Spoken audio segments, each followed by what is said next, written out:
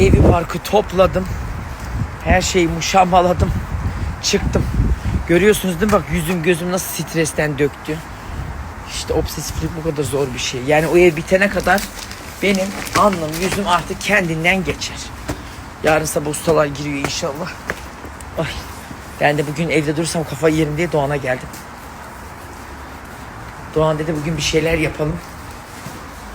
Kapı açık mı acaba? Hayır, az önce telefonda konuştuk yani. Bu kapıyı açsan ne oluyor?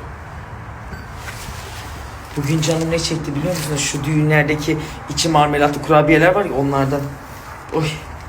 Ondan aldım. Tırırım. Dilencileri alamıyoruz. Kusura bakmayın. Dilencileri almıyorlarsa seni nasıl oturtturdular buraya acaba kara kertenkele? Aş.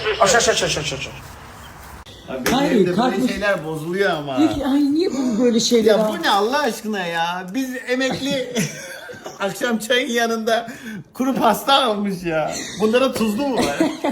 Ben seviyorum bir kere bu düğün salonu kurabiyeleri. Şu en alttaki çekmeceyi açıp aradaki farkı görebilir misin? Orada marka doldur şimdi. Reklam yazarsın bir şey olmaz. Vay.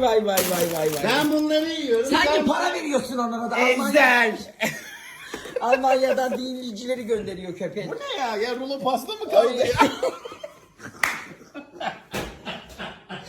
Çünkü siz Kars'ta hep mahallen kayıyordunuz değil mi? Açma benim ağzıma. Şuna bak. Ay bak beyaz çorap giydim de geldim. Size bir saat sonra altını göstereceğim. Kaldırım taşına benziyor. Ay Sen çok yersin güzel o. şimdi, ben yemem. Hepsini ben yiyeceğim. Heh.